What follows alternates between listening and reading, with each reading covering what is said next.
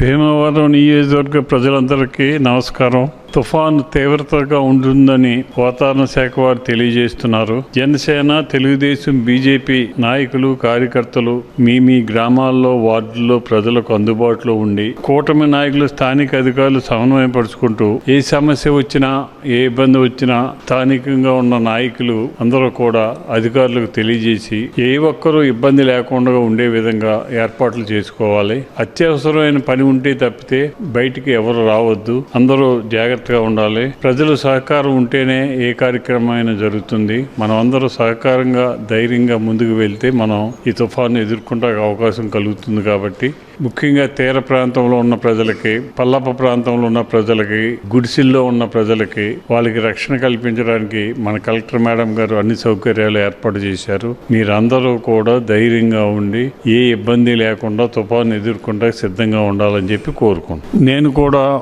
మీ అందరికీ అందుబాటులో ఉంటాను. మీరు ఏ అవసరం వచ్చినా వెంటనే నా నెంబర్కి ఫోన్ చేసినట్లయితే వెంటనే మేము స్పందించి దాని మీద చర్య తీసుకుంటామని చెప్పి తెలియజేస్తున్నాను.